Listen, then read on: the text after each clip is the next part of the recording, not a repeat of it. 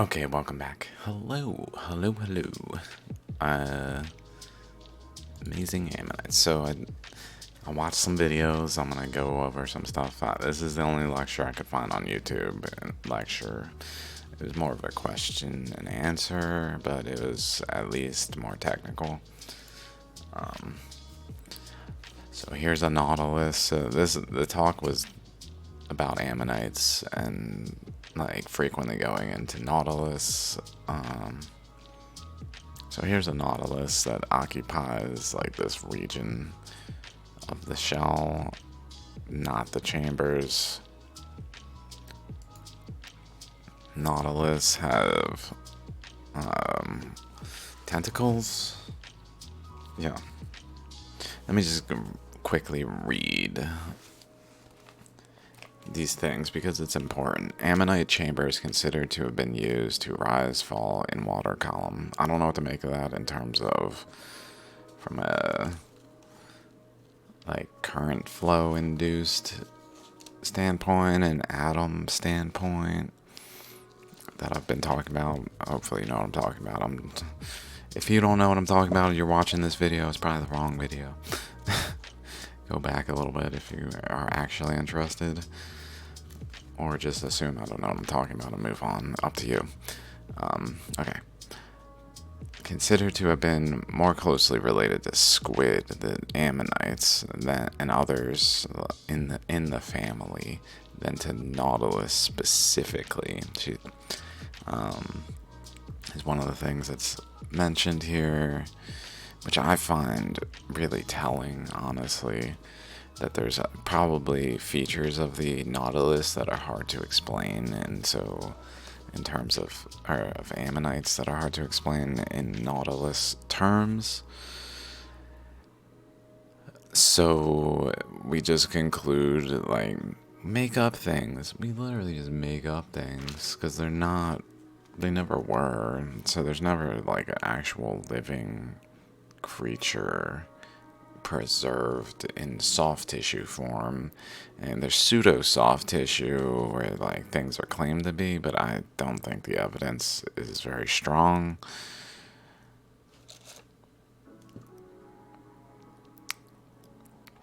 Okay, so this I found interesting. I didn't realize this, but Nautilus date back to, according to her, 495 million years.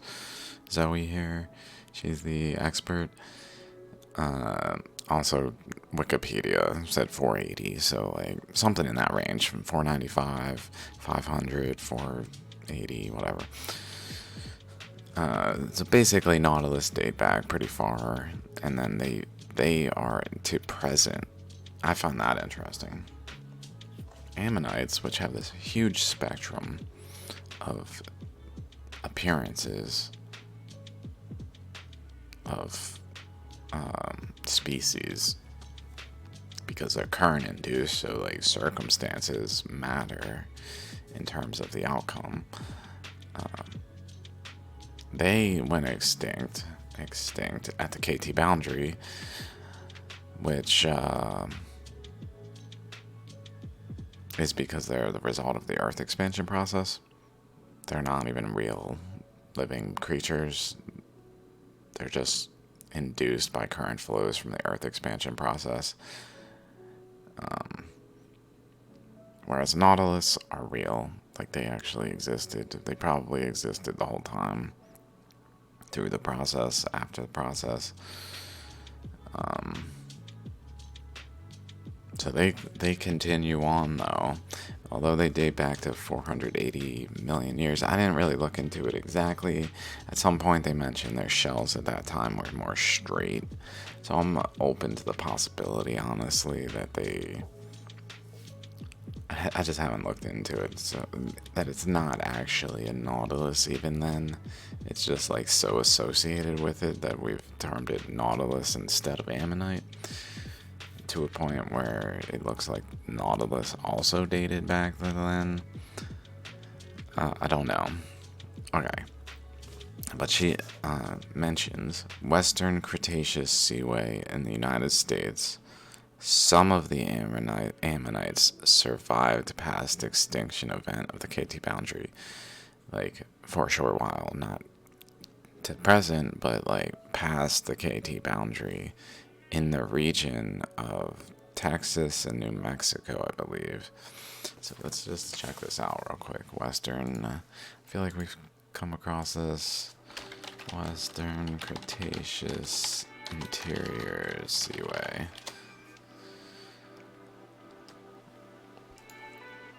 Just to kind of look at what's going on here.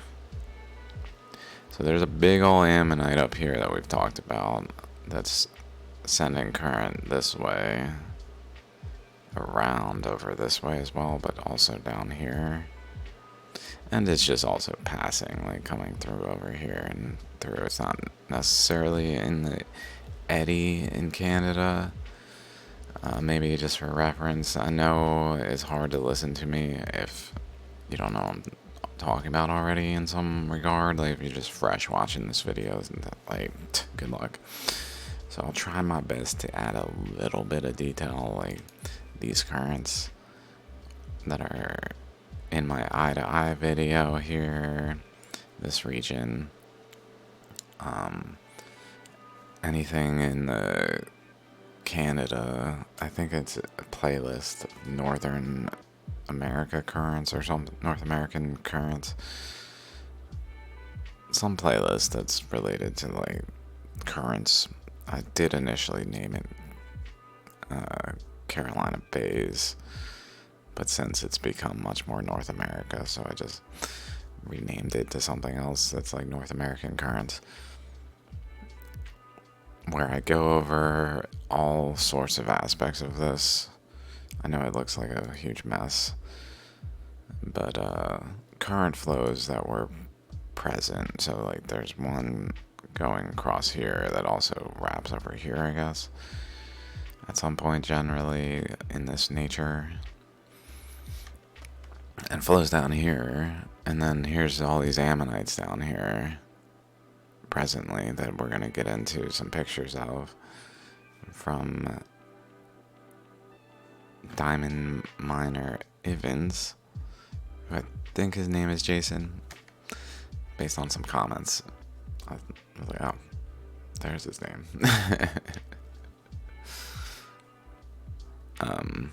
But yeah, so this though had ammonites in it down here that went extinct after the KT boundary. Isn't that odd? Like, look how close it is to Chicxulub. If Chicxulub was hit by a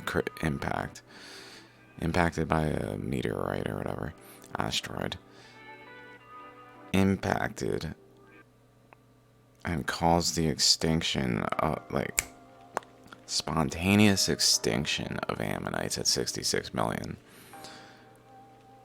Like, if there's somewhere on the globe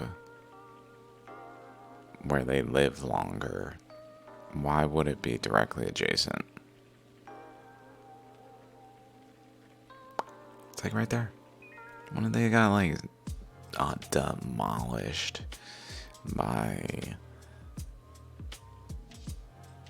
the Chicxulub event, relatively, they're so proximal, and yet that's where ammonites live longer.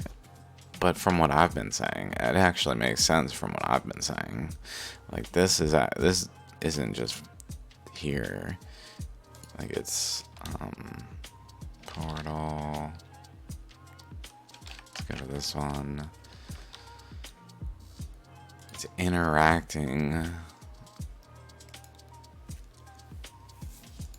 with the under crust, the entire through the crust. It's not just like atop the crust, it's through the crust. And recently we found, I believe, a trail like these things that seemingly go from over here down through here and then like squeeze through this area and propagate waves. These arcs are like a propagation of energy through here that then goes up this way over here, and then it reaches here, and there's Chicxulub. So there's a propagation of energy through this way. It's probably closely tied to the seaway that was going through here, which is closely tied to the formation of the ammonites. So if, like, currents are inducing Chicxulub, and it's not actually an impact, it's actually current induced,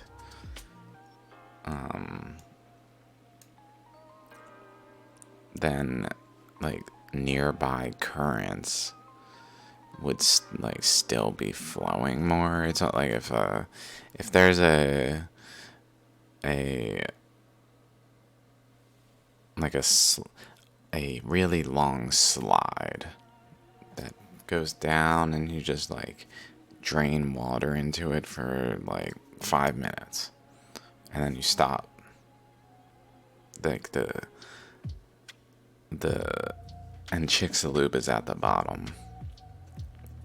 And then, like, somewhere down the middle, as it's flowing down to this point that is like Chicxulub, as it's flowing there, then at some point it has like a tail end that lags behind the front. So like that tail end that lags behind the front would probably be related to this, based on that the ammonites lasted a little longer. They're related to this western interior seaway, like a flow going this way too, over to Chicxulub generally, in part at least.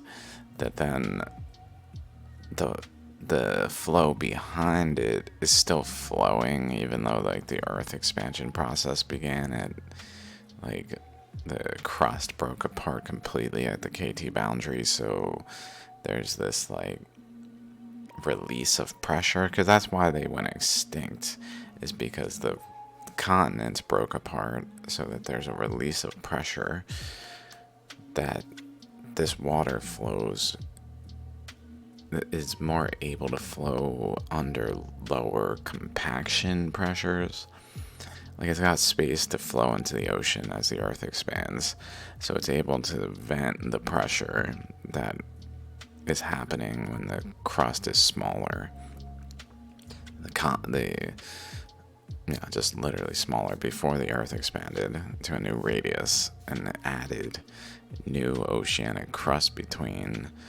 It was physically smaller. The water was under high pressure, so it was inducing ammonites, but then it expands and immediately stops inducing ammonites, which has a slight delay proximal to Chicxulub, where anomalously proximal, I would say. I don't know what explanation there is scientifically in terms of fossilization to ammonites going extinct simultaneously at the KT boundary, and yet the ones nearby the KT boundaries cause, supposedly, according to science, are the ones that last the longest afterwards. It doesn't really make sense. If it's an impact, it should be like the epicenter, like it should have a dying radius that like drops off further away. There should be some epicenter opposite, maybe, where ammonites lasted the longest. If that's the case, like, they should have lasted longer further away than the KT boundary, but they're than Chicxulub at the KT boundary, but they're very proximal. Okay, let's keep going. Texas, New Mexico area, she mentioned, considered to have the largest ammonites in the world, although I've seen them in British Columbia. This one that's in British Columbia, that's like pretty big. But besides this single image, I don't know if they've necessarily found like a whole spectrum of them like this. This one.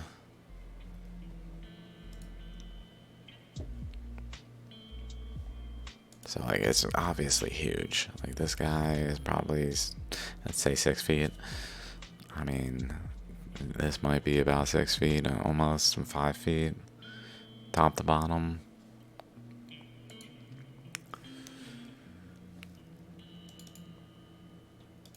So I got some screenshots. Let's just go through these real quick. There's the Nautilus. There's the Nautilus. There's the Nautilus. So a lot of comparison to Nautilus.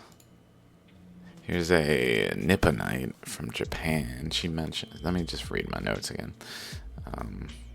Found in Japan, weird shape, bizarre shape, I think is what she was saying. Appeared for a short period in the rock record. Like, if this appeared for a short period in the rock record, I guess at 252 million years.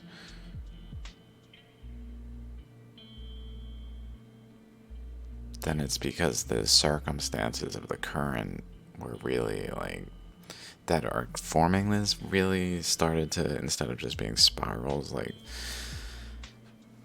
spiral out and like, almost like unwind into, but then into pressure, so it just folds over top itself. I don't know exactly what happened here, but the fact that it was just like a short window in time. When we say million years, like, it's kind of cheating because it's not. It's just not true. So it kind of makes more sense for something like this to like have lasted. Let's say it lasted a million years. That would make more sense than it being like an hour or a day or a week. Like, then it really needs explanation. If we see that the radiometric dating is not as sound as we think it is, it's certainly useful for relative ages, but not so useful for absolute ages, especially when we say millions of years as if that's fact. Because it's just not. It confuses us. It makes us think in different ways than the reality of the situation. Okay. Let's keep going though. I've wrote, and I think this is a very important thing that I have not yet considered until this, while watching this. I just was like, wait a minute. If ammonites were really fossils of shells, wouldn't we find broken shells fossilized as such, with matrix filling the broken regions, i.e. missing segments of shape?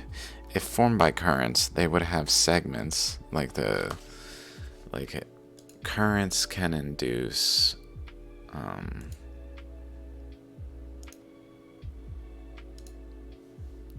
like,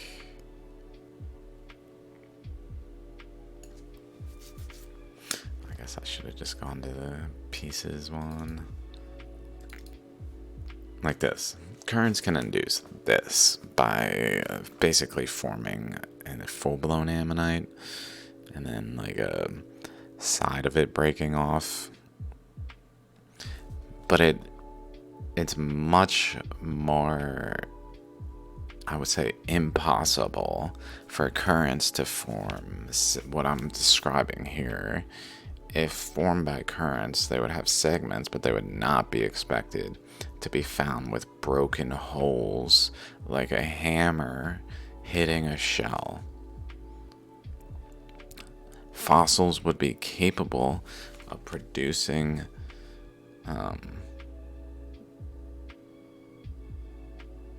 these features.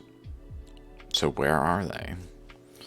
Like, where are the fossils of just like broken pieces of ammonites?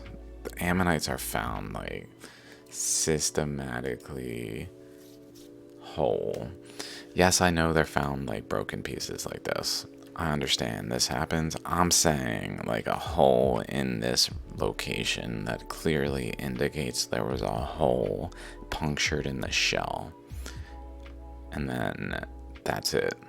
Like, where are those? Or like, say, this little chunk, but not the totality of it.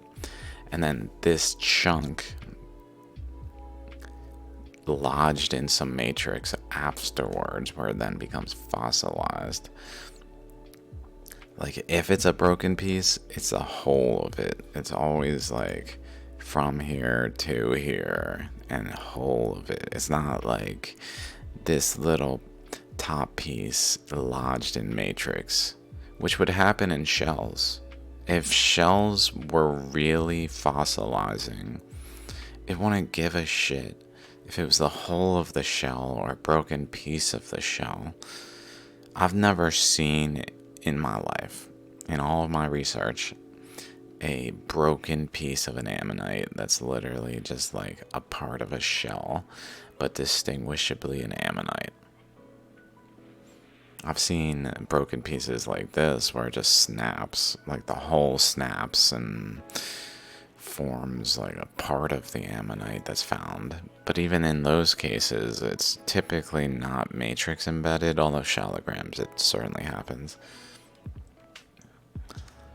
And it certainly happens.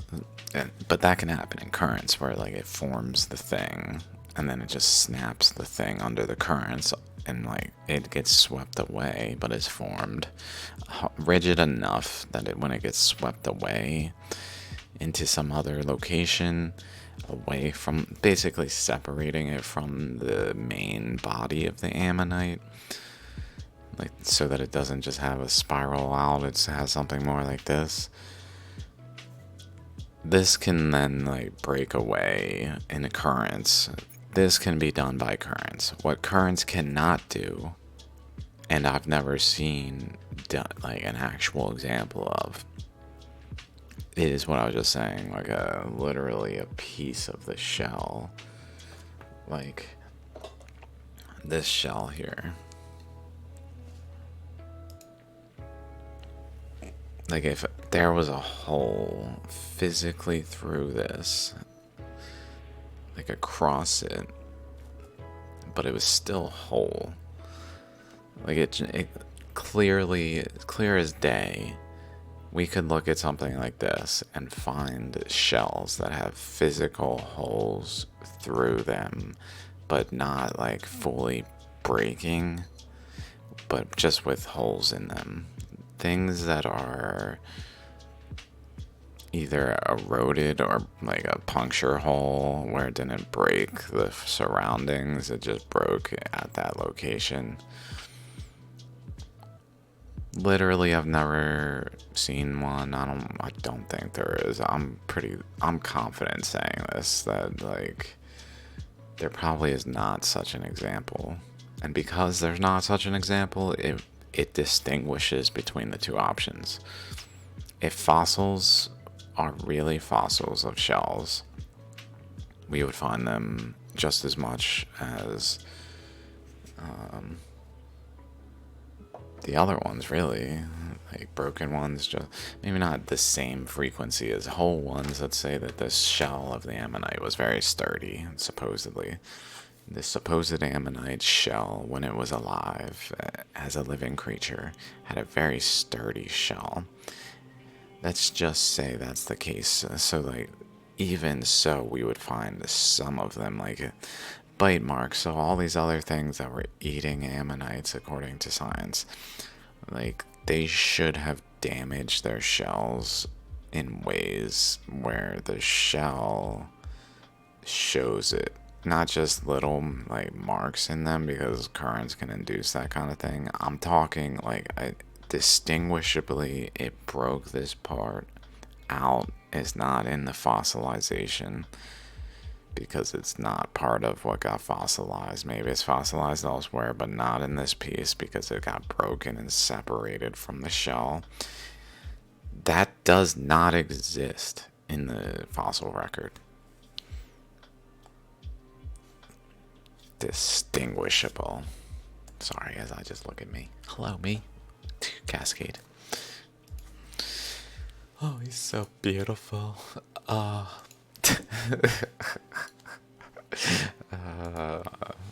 need to shave. I need to stop being a hobo. I need a lot of things. So let's just real quick finish off these images from this one. Male and female. And I think these are ammonites that are considered male and female. I haven't really thought much about the male and female aspect of it. I mean, that certainly makes sense for eddies to go like one way or the other. And maybe there's more nuances that lead to like a male-female aspect within the eddies, depending on circumstances. Like if it's above equilibrium or below equilibrium, like a high pressure, low pressure system.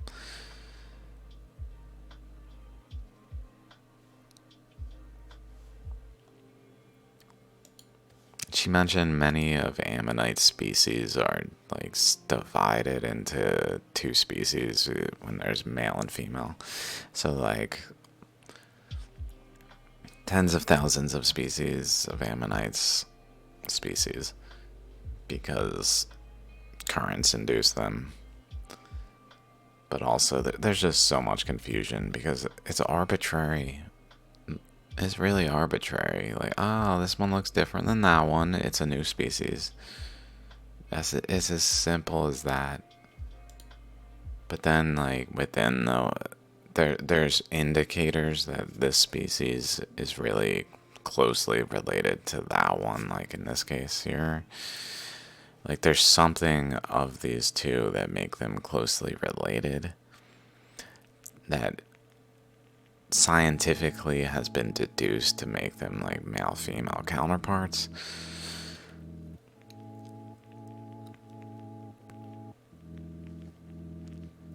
But it's not so clear as to have been like not labeled as separate species in the literature also. So it's kind of just like hand waving, as like if we're doing that, it's getting through the gauntlets of the scientific process where this is labeled one species, this is labeled another, and then later on they're kind of revisited. Like it's a mess then. It's just a mess. I think these are nautilus. I think these are all nautilus shells, which really gives me the impression things labeled as nautilus from that time are not so living creature as we think they are. Like they're like this doesn't look. This one doesn't look like it was actually a living creature. These look current induced. This one, they all look current induced to me. But I don't know for sure because I haven't really looked into the evidence of ancient nautilus compared to ancient ammonites. Like something differentiates them where we say there were ancient nautilus. Okay, then I watched another video about modes of fossil preservation. Because I couldn't find specifically ammonite related stuff. I'm trying to find people talking about ammonite fossilization and the surroundings. Like this here doesn't have like a shape around it of itself emanating from it like ammonites do. That was kind of my thought. Like, if ammonites are inducing surrounding ammonites, like in their structure on a large scale, and people come at that evidence with the excuse that, well, it's just producing it. Like there was an ammonite that produced the ammonite in the terrain. And that's how it happened by some like macroscopic to microscopic to macroscopic kind of influence on the surroundings. Then we should be finding also like around a fossil of this nature, we should be finding also the same effects going on where there's visibly an influence on the surrounding matrix of the system. Doesn't happen. Not like ammonites, not where it like spirals out into infinity practically. Like, it's a way too large scale of an influence around an ammonite to just say. Let's go back to this one from the last video. To just say, like, this one right here. This right here. Over this way, and then this inner portion here. This stretch right here.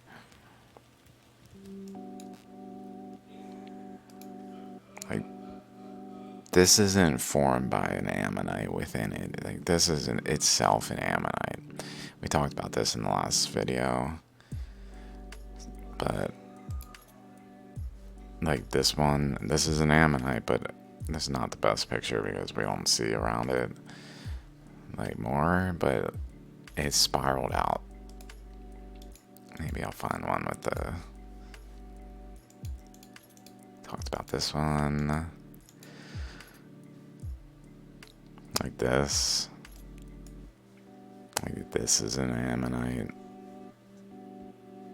Same process, just different scale. To a point where it's just earth. It's not a shell that was there. Because it never was a shell. Anyway, so modes of fossilization, with or without alteration. So either some type of alteration of carbonization, petrification, recrystallization, and replacement. Without alteration includes the use of molds and the collection of indirect evidence, trace fossils. Change in chemical composition is with alteration. So carbonization often occurs in the preservation of plants and soft organisms, where like the organism is covered with a rock is what you put here, and then pressure and heat applied, and then that pressure and heat causes a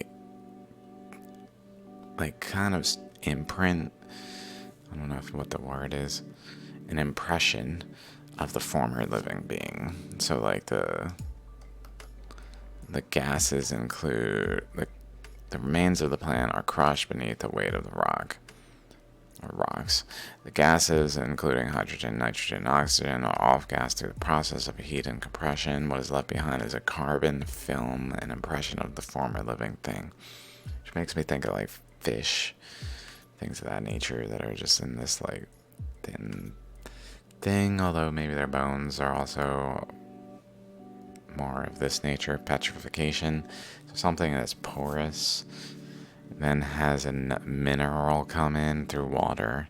Water transports a mineral into the pores of like a bone or shell, fills it with the minerals and preserves it by the minerals. Original shell or bone becomes buried below the ground and water penetrates the surface. Groundwater contains whatever is in the groundwater, not necessarily calcium carbonate, that fills the empty spaces in the material, which over time hardens and fills the pores to preserve the item. So that's another method. So this is like what is thought to happen with ammonites, where the shell is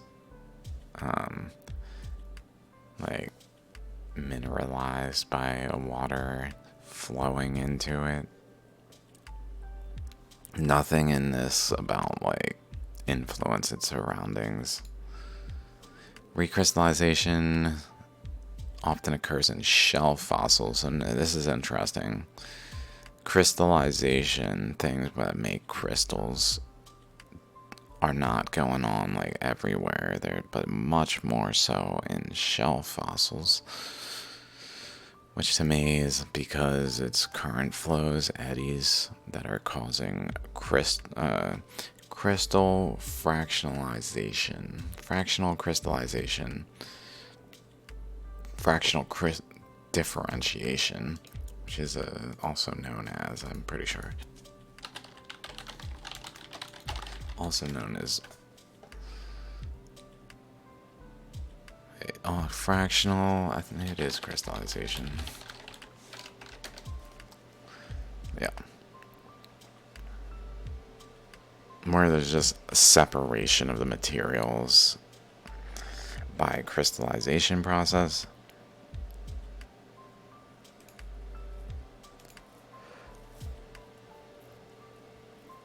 So the fact that this is happening in shell fossils strongly points to the shells are induced by the current flows that are inducing the fractional crystallization, the differentiation within the current flows, depending on like sort of like centrifugal force and a separation by spinning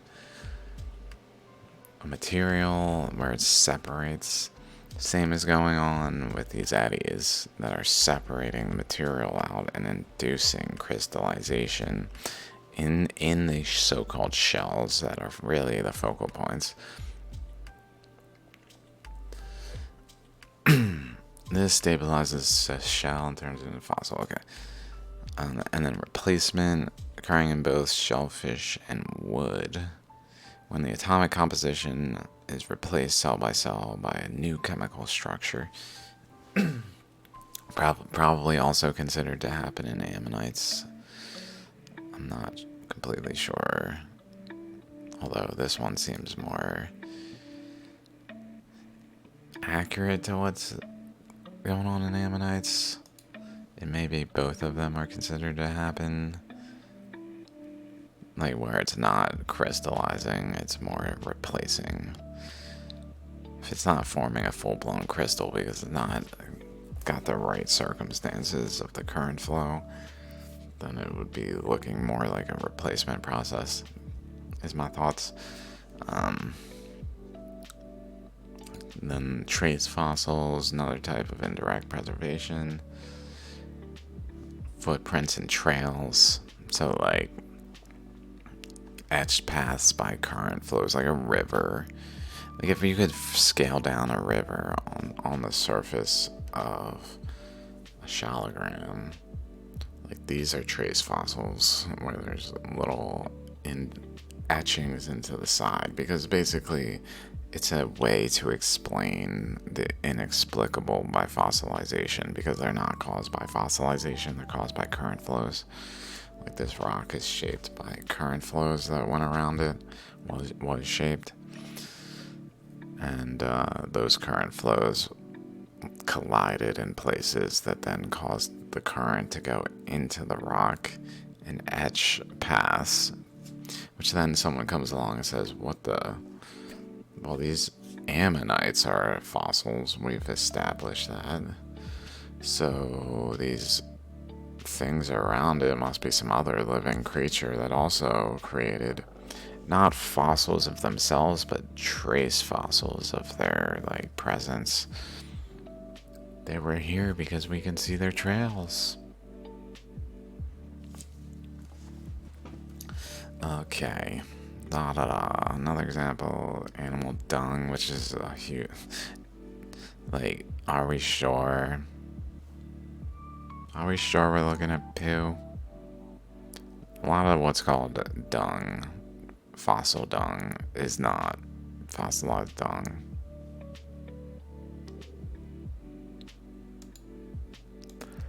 Okay. I did not sleep much. What am I doing awake? I should.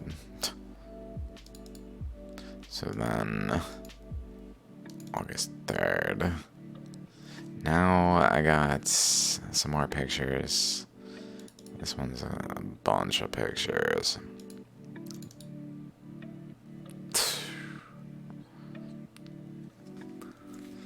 Let's start with the other one. What time is it? How far am I? 40 minutes. I guess I'll just rush through this folder and be done after this. So it was really dry, so I just, like the creek is, the creek is literally dry, which is exciting in some ways because we can see the really much more solidly conjoined river or creek bed. It's not so cobbly.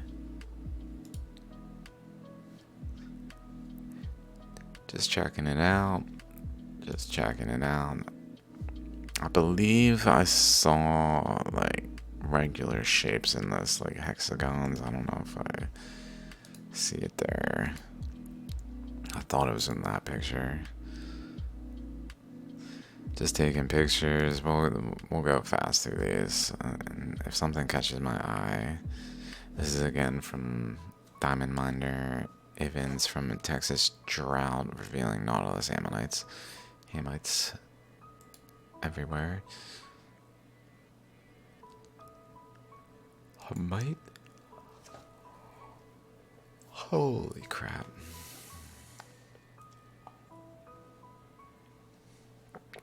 Looks kind of like maybe right there, out from there, but I don't know. Just taking pictures at this point. There's definitely some good pictures in here that I'd like to get to. I was just taking pictures again, looking at this roundedness. Picture down there. Picture down there. Picture down there.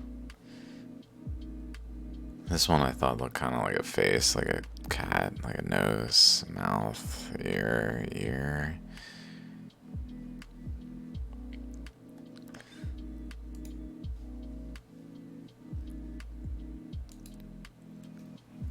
Okay. This is this ammonite right here. It proves it. I mean, it fell apart.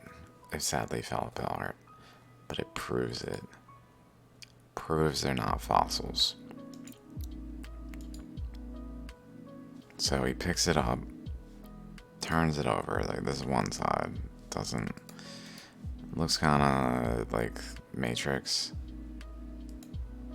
but notice there's like little dendritic passing things along the side there that are visible. But he turns it over, and this side, clear as day, we can see the ammonite spiraling out, and interestingly having like this broken piece divided in half, like a snakehead looking thing at the end, like jaws.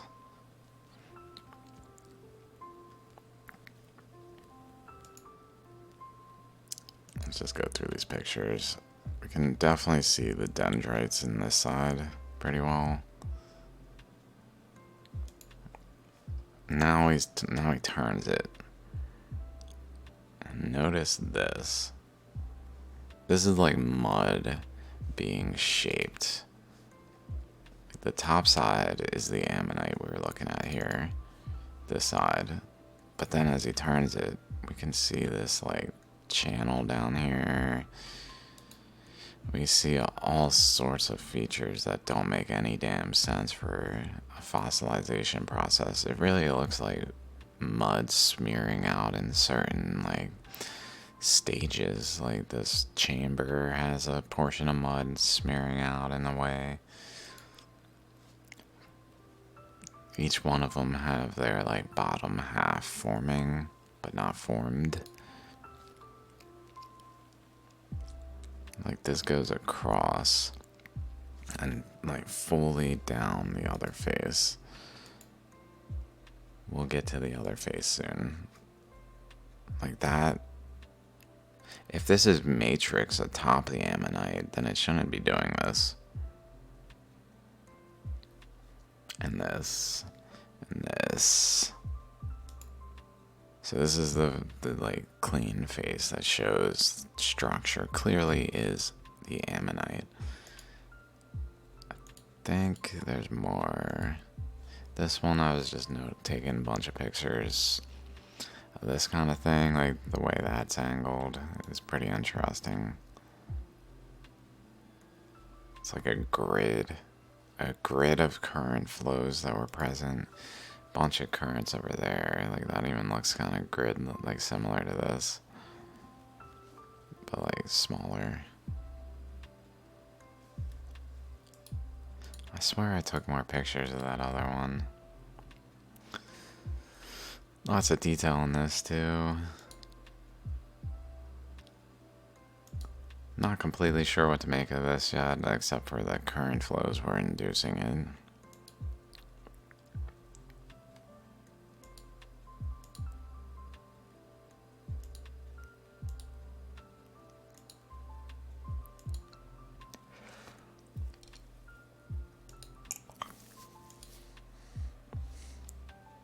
Almost looked like he was walking on it here. This was interesting right here. Over, and then it kind of divides and almost like a, it looks like a hierarchy type thing that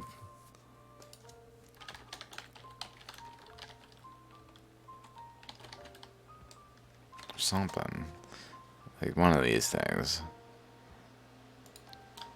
It looks kind of like that, like this.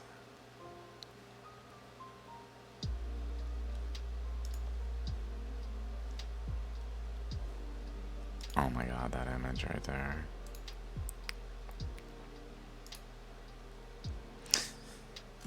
Almost like it's dividing into certain energy levels, like coming this way from like generally here and then dividing over here, dividing this way, dividing up this way, and just having like a branching out to different energies going on. I don't know why exactly, I just thought it was interesting. There was one in there. Nothing too exciting here, maybe. I don't know what to make of that. I don't think he directly looked the camera at it.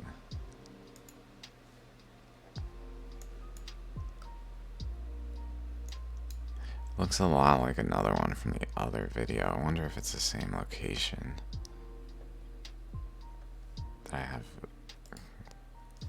He didn't kayak here. The other video he kayaked to here, to the thing that it looks a lot like it. The other one looks like, I was thinking, if these are ammonites, if these ammonites are atoms, are atomic in nature, like fractally so, or galaxies, solar systems, planets, like they're all just fractally the same structure repeated across scales, then maybe sometimes they supernova. And maybe that's what's going on in places like this one. It was like some ammonite that supernovaed and like burned the material red almost in a way. There's another one really, like it really looks burnt, like a wood burning. Okay, so now he goes back to that one. He goes back to it because he didn't find anything over here particularly, so he's like, I guess I'll go take that one. He had left this behind, so then I just started snapping pictures of this one. This is the one with the things, the clear bottom, that like we can see it there. Makes no sense. And I just snapped. Started falling. So cool. I'll show this one. Let's keep going.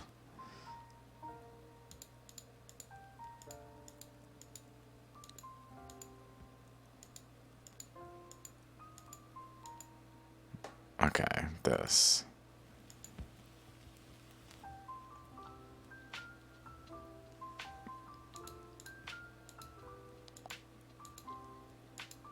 There we go.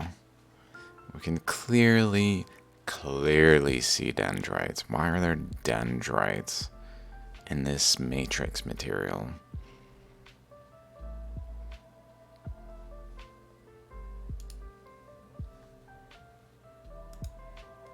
Let's see if I can find it.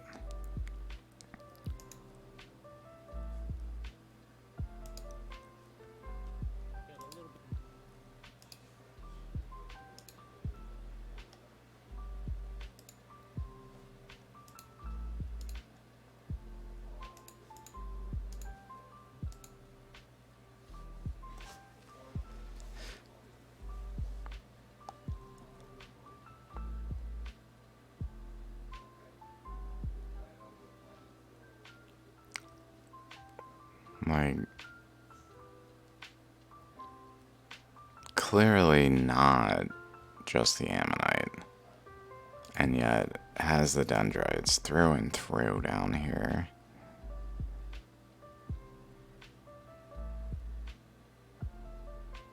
This one's incredible.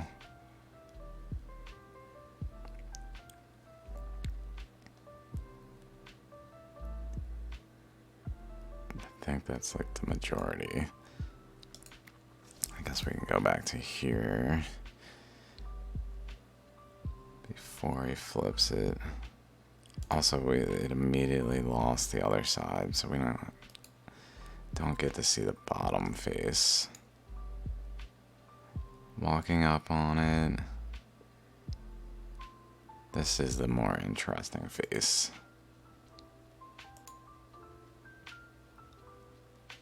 Like, it's got dendrites in the matrix. It doesn't make sense.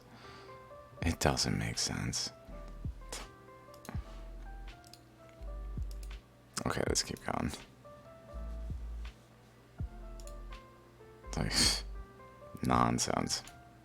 Nonsense that this, like, protruding material would have these features. Proof. It's just proof. There's so many proofs at this point, though, that these are not fossils. I found like a snakehead looking one.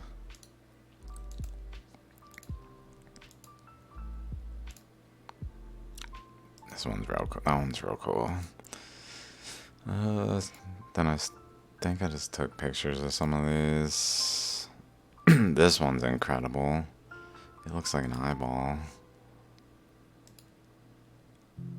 And then it came out of the ground over here. Over here, notice there's a ammonite there. Ammonite there, imprinted.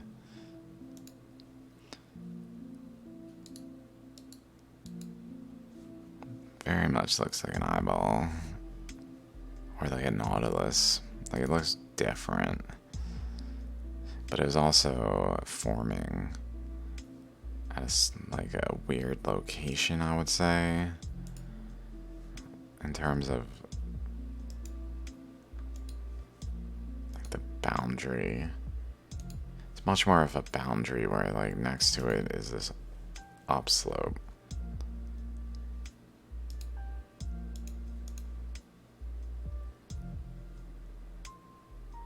Like this material over here. The way it has this shape almost looks like it's coming out of there, interacting with a cross current that induced the general shape, but it still has like a more of a U shape overall.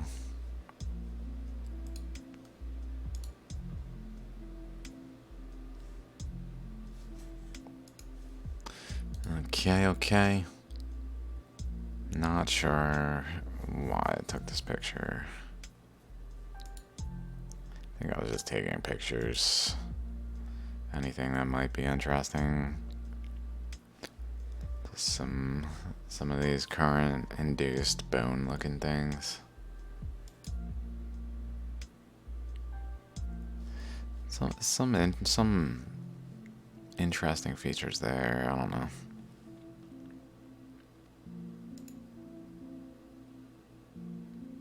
This thing's got little ripples on it.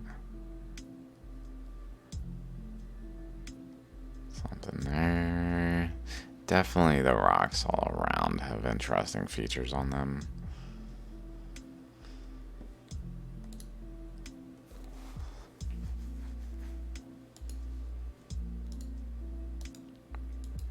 Okay, so how long's that?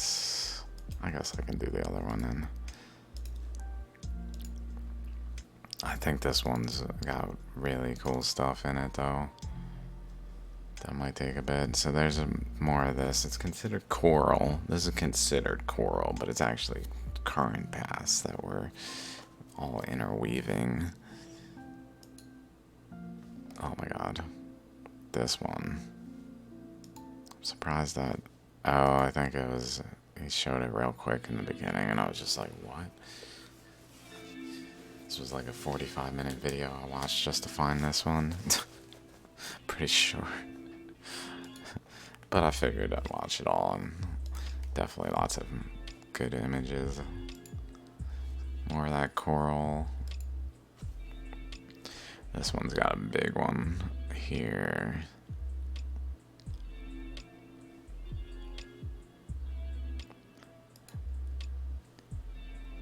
He said he sees stuff like this. I thought this was a rock, like a concrete that someone had to put a metal pole in, but it says he sees stuff like this a lot, and he thought it was just straight iron. I don't know what to make of it. It's almost like a differentiation again, where it had a current path that and separated out like iron in certain locations, much more rarely, but in ways where it left behind things of this nature. I don't know. It's very odd. Like the rock doesn't look like just concreted, like someone poured concrete type stuff around a metal bar or anything. Very odd. This was cool. Like, I'm pretty sure this is an ammonite, and this over here, but it's got like a openness to it.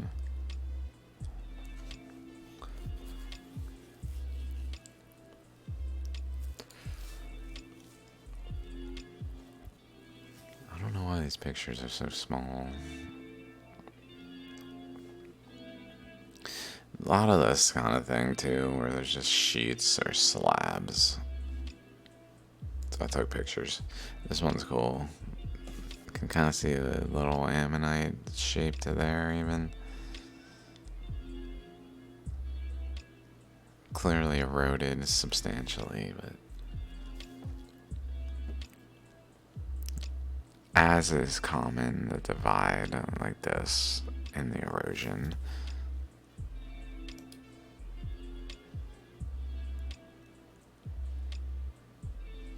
More slabs. This is just gonna be pictures like this. Almost looks like a nozzle, like a toothpaste. Like squeeze down here, toothpaste comes out.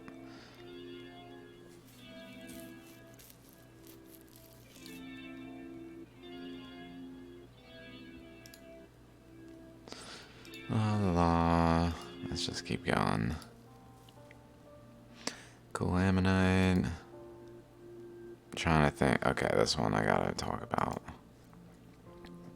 Matrix, ammonite, matrix, ammonite, matrix, ammonite, matrix, ammonite.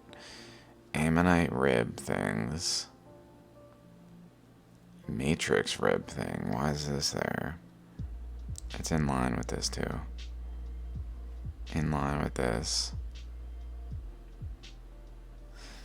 Like, imagine there's a shell and then dirt, mud deposits on top of it. Layering. Does it care about this? Or does it fill in here, and then layer across it? Like, why is this here?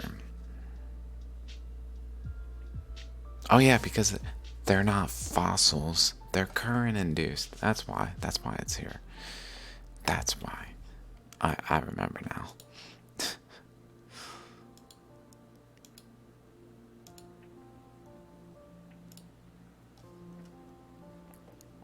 I don't think we can see it so easily in any of these other pictures I took.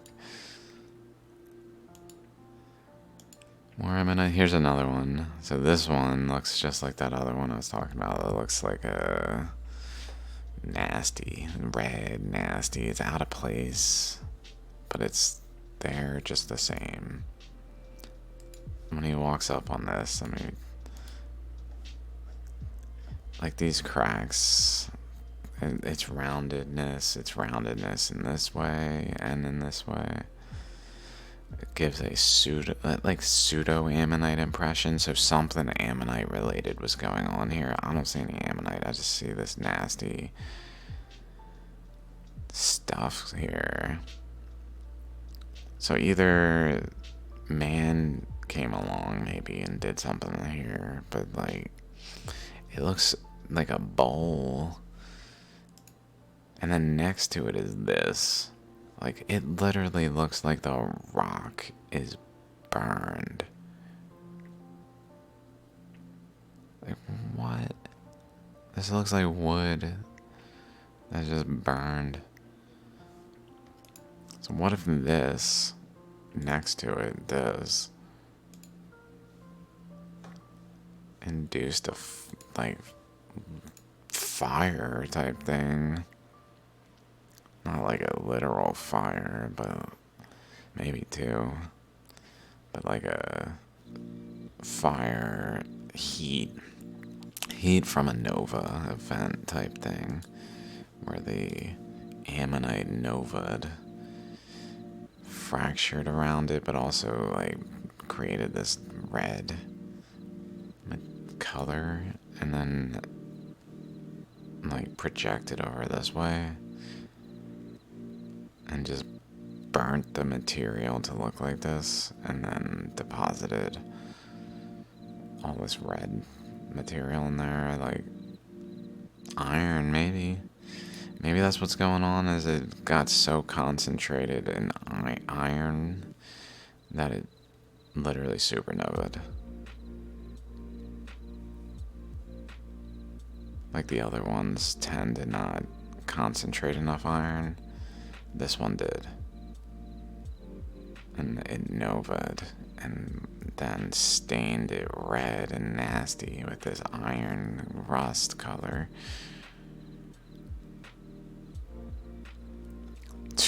Like what is up with that? It looks like it's just a burned log. Incredible.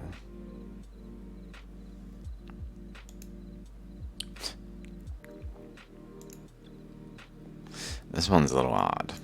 It's got the imprint, but then behind it, like attached, like this rock, this is all one rock. Overlaying it is this, but there's no sign of the ammonite. It's almost as if the material was still malleable when this imprint was made, and then the ammonite was detached from the rock. But the rock itself was still malleable enough that this went over top this and like hardened like this. Because usually these imprints are open, like exposed. They don't have some hard rock folded atop them from itself. Like there could be obviously another rock atop it, but when it's the same rock, it's anomalous.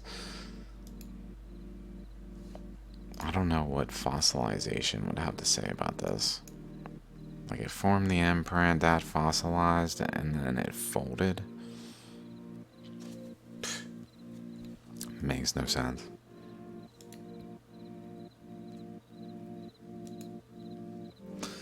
Huge ammonite. I guess he never actually got that one, but that's okay. This is so cool. As soon as I saw this, I just knew this is gonna be a sweet ammonite. I didn't realize how cool it would be. And it's huge. He's like, guys, I just found a huge ammonite. Like, this might be museum worthy, and it is. This thing's incredible. I don't know where it is now. I wonder what he did with it. If he still has it. This thing's incredible. Turns it over. It's got all this mud looking over here, but also the way the rocks are in there is kind of interesting. Something going on in there. It makes me feel like these were like part of it and just like became single chunks, indistinguishable, but were like retained in position so that like this is a chunk from here, this is a chunk. I don't know. It's possible. It's got like a bar galaxy. Very cool.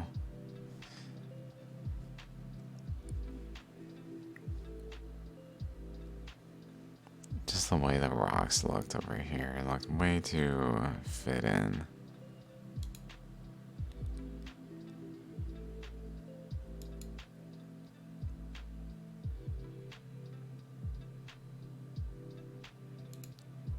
Smooth up here. Just everything about this is current induced and not really. It screams current induced, not fossilization. Fossilization, in order to explain stuff like this, is just like, it can do that over time.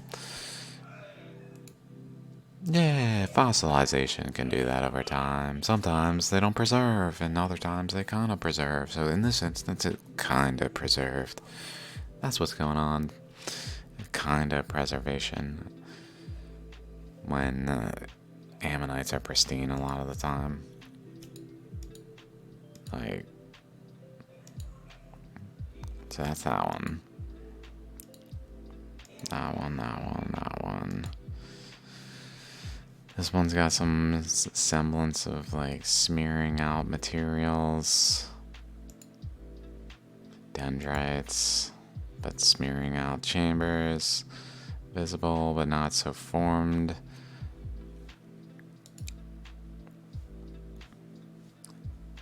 The way this rock is as a whole with the ammonite in it. There's the ammonite. This one, all its colors. It's got like green over here, like a streak of dark reddish here, orange here, lighter tan, and then like this blackish color. This one, like, whoa. He found so many good ammonites in this video, it's incredible. The amount of good ammonites he found in this video. So cool.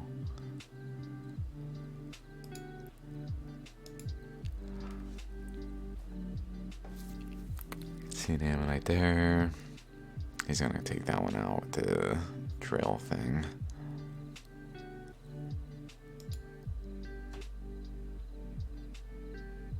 This. So before he takes it out, just notice, like, it should, based on this, it should kind of keep going that way.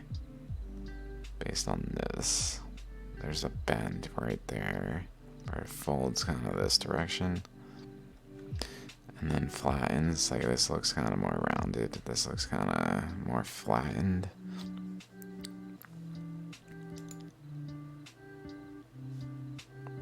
That happens in current flows, but does that happen in shells? Only when we say anything can happen and just pretend like fossilization explains these things. That's the only way, is pretending. Feigning understanding. Ding ding ding, bingo! These are fossils. No, they're not. They're not, though. They're just not, though. The only way they're fossils is fossils of current flows. They're not fossils of living creatures' shells. Which means they're not fossils. Unless you guys want to classify current flow fossils as fossils. Like under the distinction that they were never a living creature. But let's look up the definition of fossil. The remains of a prehistoric organism. Not a fossil. There was no organism. These are current flows. Unless you want to say like the universe itself is alive and those kinds of things, which is true. But in terms of like traditional interpretation of the word fossil, not fossils whatsoever. Not a fossil of current flows. Okay, so then he's back home, so I guess we're near the end now. There's that one again, looking just incredible. I didn't really go into the details of them, to like offer my input or consideration of how exactly it formed, but there's just so many pictures. I was just trying to get through them. Finish this. Very cool, very cool, very cool, very cool.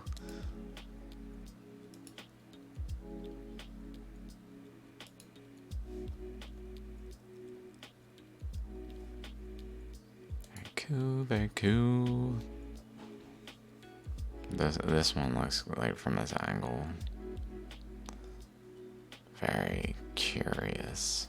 Because this looks like it goes around further.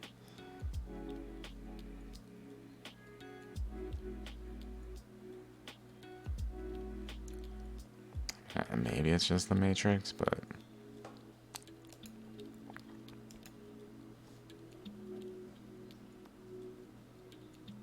also this side looks more bumpy. This side looks almost more like a bowl.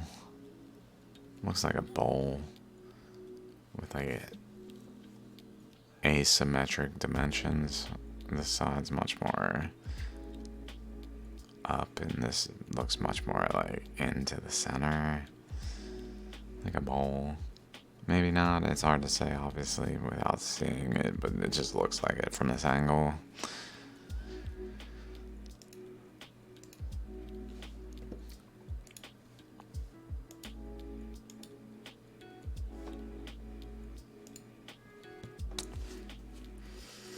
So real quick, maybe I'll just jump to shallograms real quick, because I saw that image I saved. I don't think I have many new ones. It's just this one. So this is just real quick look at this one from Rudraksh Guru. Not really caring about this or this so much. I mean, maybe a little bit here. We see the teeth, the waves, the ripples, and then a space. Notice this space. That's what we're most interested in this shallogram. Yeah, this is all fine and usually typical, like this happens in shallograms, and I think it's anomalous, but that's fine. That's not the focus of this.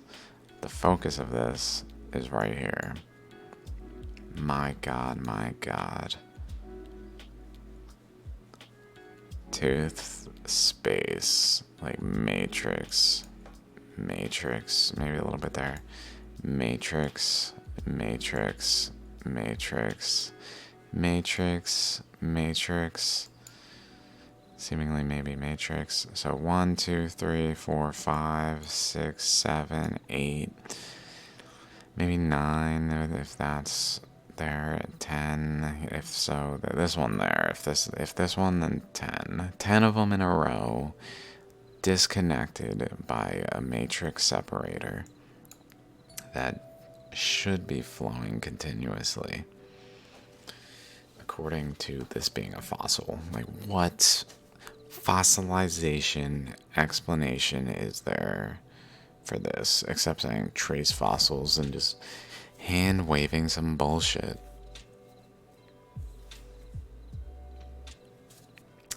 No possible explanation except currents.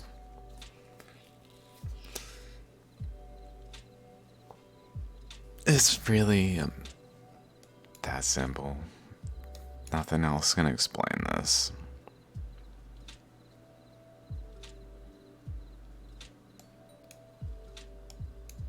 Like currents can like Probably current's going one way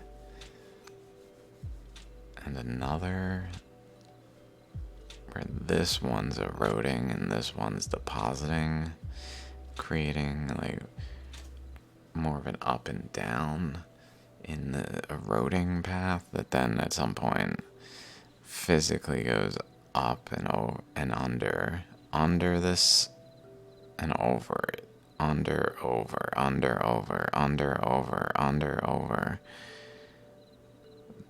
like into the rock, out of the rock, into the rock, out of the rock, into the rock, to create these spaces where there's the matrix still between them. That there's like 10 in a row is just mind-boggling. Good luck explaining that to scientists who disagree with me. Alright, peace out, guys. Thanks for watching. See you next time.